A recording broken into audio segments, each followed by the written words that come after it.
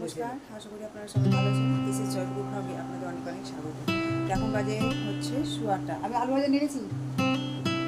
তো সকালবেলায় আজকে উঠেছি 5টায় উঠে ঘর ঝাড় দিয়ে ঘর মুছে স্নান করে পুজো করেছি। পুজো করা হয়ে গেছে।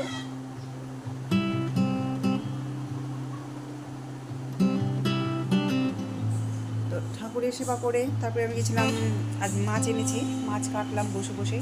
আর মাছ কাটতে কাটতে 8টা, ঘড়ি না দেখে ভুল করে বলেছি 8টা, এখন বাজে আর 8:30। তো এইদিকে আমার বাবা স্নান করলো, ডিউটি যাবে। আর আমার মাছ কাটা হয়ে গেছে।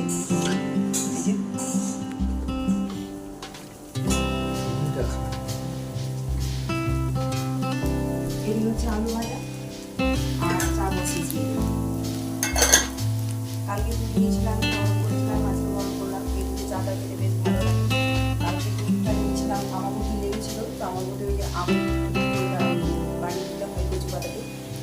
আমি গরুর দুধই দিই, কিন্তু গরুর দুধ আনতে যাওয়ার মানুষ ছিল না। আমি চিনি না, আর আমার ছেলে ছিল তো টিউশন আসলে না আনা ছিল না। এই প্যাকেটে দুধে আমি দুধ পাচ্ছিলাম।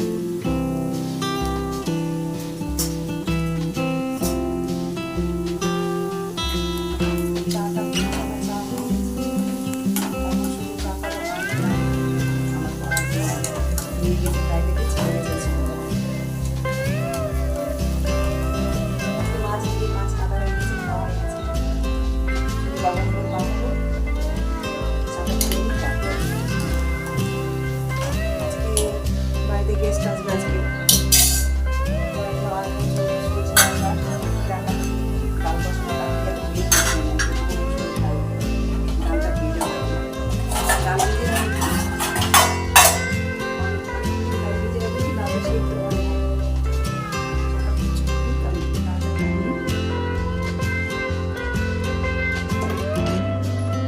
একসঙ্গে অনেকগুলো কাজ করলে যা অবস্থা হয়। আজকে কোনটা ছেড়ে কোনটা করবো একটা হাতে সব করবে।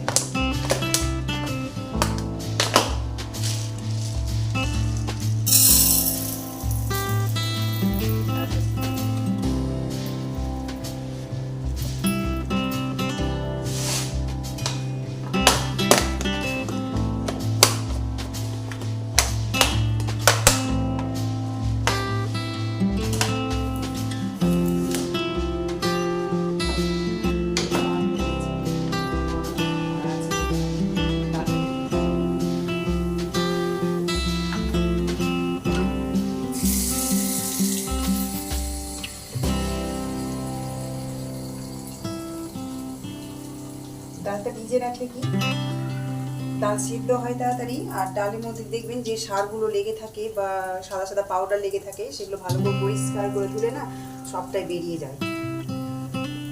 তাই আমি ডাল অনেকক্ষণ ধরে ভিজে রাখি। ডাল চাল দুটোই, এর আগেও আপনাদের ভাবতে অনেকবার বলেছি।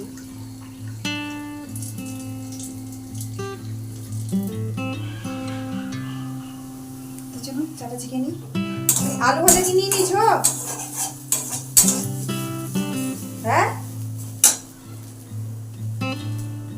আলু ভাজা নেওয়া হয়ে গেছে তোমার?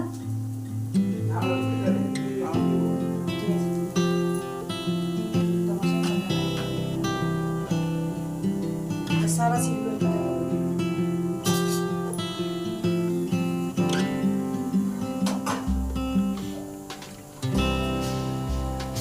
চলুন। এদিকে আমি রান্না বসে দিয়েছি, মাছ ভাজা চলছে, হয়ে এসছে মাছ ভাজা। এদিকে আমি স্নান করতে বাথরুমের মধ্যে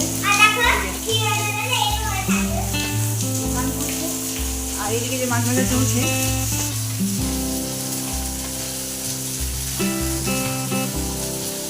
মাছ ভাজা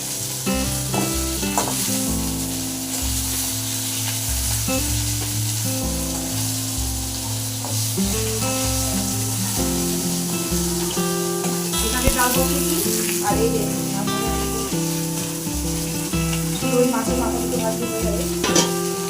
আর এখানে মাছের আলু আজকে রান্না হচ্ছে, ডাল করবো, আজকে মশলা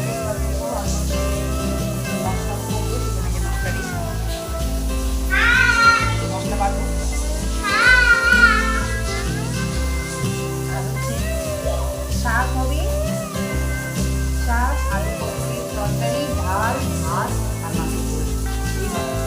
আজকের মেনু।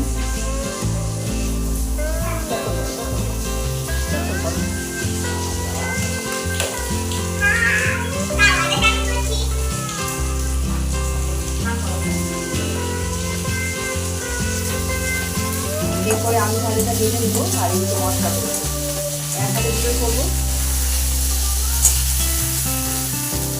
দাঁড়া দাঁড়া,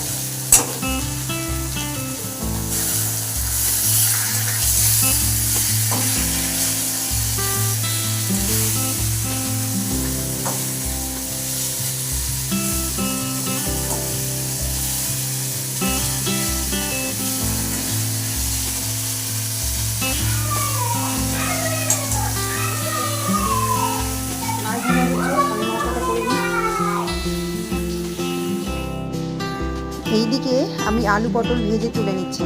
তার কারণ হচ্ছে মাছ ভাজার পরে আমি আলু ভাজাও করে নিয়েছিলাম মাছের ঝোলে দেওয়ার জন্য, কিন্তু মশলা করা হয়নি সে সময়। তো উনানটা ফাঁকা যাবে সেই কথা ভেবেই আমি আলু পটলে যে তরকারিটা করব সেই জন্য আলু পটলটা আমি ভেজে নিয়েছি। এরপরে আলু পটল ভাজা করতে করতে আমার মশলা হয়েই গেছে। এবার আমি মশলা কষিয়ে মাছের ঝোলটা করে নেব। তো এই আমি করে থাকি এইভাবেই। মানুষজন এলে, অনেকজন লোকজন থাকলে সেটা আমাকে বুদ্ধি করেই বা ঠান্ডা মাথায় ভেবেই কাজ করতে হয়, না তো হাল ছেড়ে দিলে কোনটা ছেড়ে কোনটা করবো তাল পাবো না, আর এইভাবে বসে থাকতে হবে। তো সেই জন্য বসে না থেকে ঠান্ডা মাথায় বুদ্ধি করে করে আমি কাজগুলো এগিয়ে থাকি। তো আমার এইভাবে কাজগুলো অনায়াসেই হয়ে থাকে।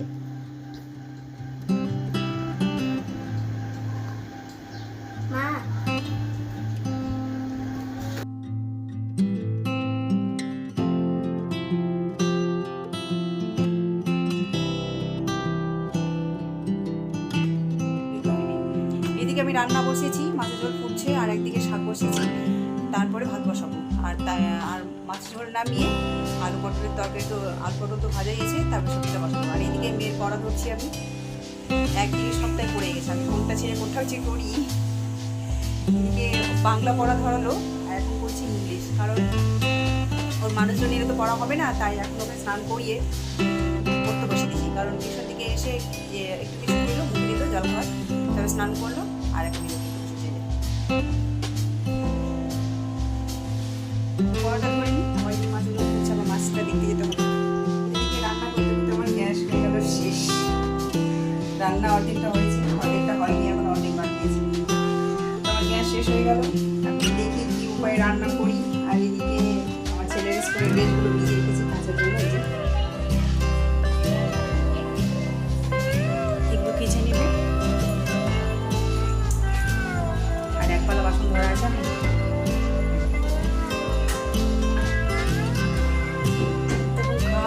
আলু পটলের তরকারি, ডাল সবটাই বাকিয়েছে। কি উপায়ে রান্না করি। গ্যাস অফিসে ফোন করলাম আমি, গ্যাস আবার ফোন করতে হবে, কখন আসবে জানার জন্য। তোমার দাদা বৌদি এসেছিল, বাড়ি চলে যাচ্ছে এখন, থাকতে বললাম কত করে থাকলো না। তো এসেছিল অন্য রাস্তা দিয়ে, আগের বাড়িটা দিয়ে যে ছিলাম সেটা সুবিধে হচ্ছিল ওদের। আর এই নতুন যে বাড়িতে এসেছি আমি ভাড়া, সেটা তো ওরা চেনে না। তো দুটো রাস্তায় ওদেরকে দেখিয়ে দিচ্ছি। যখন এসেছিলো তখন আনতে গিয়েছিলাম, সেই বাড়িটার কাছে দাঁড়িয়েছিল, আর আমার ছেলে সৌভিক আনতে গিয়েছিল। তো নিয়ে এসেছিলো অন্য রাস্তা দিয়ে, আর এখন নিয়ে যাচ্ছি অন্য রাস্তা দিয়ে, কারণ এটা গলি গলি রাস্তা, চিনতে পারবে কি পারবে না। তো ওই জন্য এখন নিয়ে যাচ্ছি, আসার সময় নিয়ে আসেনি, আর আসার সময় সোজা রাস্তা দিয়ে এসেছিলো যেন চিনতে পারে। তো গলি গলি রাস্তা মানুষ খুব একটা চিনতে পারে না, ভুলে যায়। তো সেই জন্য নিয়ে যাচ্ছি আমি, সাথে করেই একটু এগিয়ে দেওয়া হবে আর সাথে নিয়ে যাওয়া হবে। তো এই সেই গলি রাস্তা দিয়ে নিয়ে যাচ্ছি, যদি চিনতে পারে তো এরপরে হয়তো আসতে পারবে, সেই জন্য। আর এদিকে মিঠি তো মজা করতে করতে যাচ্ছে, আর খুনসুটি করতে করতে যাচ্ছে, আমরা সবাই যাচ্ছি একসাথেই। শুভরাত্রি। এখন আমাদের খাওয়া দাওয়ার পর্ব সারা হলো। আর এরই মধ্যে যে পায়ে, সেই দিন আপনাদের ব্লগে দেখেছিলাম মিঠির পায়ে ছোট্ট একটা ব্রণ মতো ফোড়া হয়েছিল, ওই ফোড়াটা পেকে অনেকটাই আজকে বেরোলো। তো বেরোনোর পরেও ওই যে লাল লাল রক্ত যেটা থাকে সেটা পা দিয়ে বয়ে বয়ে পড়ছে। তো খাওয়ার পরে এই যে ব্যান্ডেজ করতে বসেছি। ফার্স্ট এড বক্স আমার কাছে সবসময় থাকে আর রাখি আমি। তো ওকে এই যে সেই তুলির মধ্যে লাল ওষুধ লাগিয়ে আর এই যে আমি বসে গেছি ব্যান্ডেজ করতে। আর তার সাথে মিঠিও এগিয়ে দিচ্ছে। পা এখন আর একটুও ব্যথা করে না, শুধু পা দিয়ে ওই লাল রক্তগুলো বয়ে বয়ে পড়ছে, দেখতে খারাপ লাগছে, বিছানায় লেগে যাবে ঘুমোতে গেলে। তো এখন বাজে প্রায় রাত্রি 11:15। তো আমি ওকে ব্যান্ডেজটা করে দিচ্ছি, আর তার সাথে ওই একটু হেল্প করে দিচ্ছে আমাকে, এই যে কেচি দিয়ে কেটে দিচ্ছে ব্যান্ডেজ।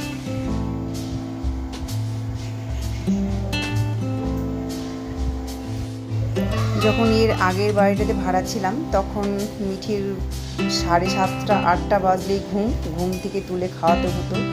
আর এখন এই বাড়িতে আসার পরে ওর ঘুম হারিয়ে গেছে। 11টা 11:30 12টা বেজে যায়, চোখে আর ঘুম আসে না, ঘুমাতে চায় না।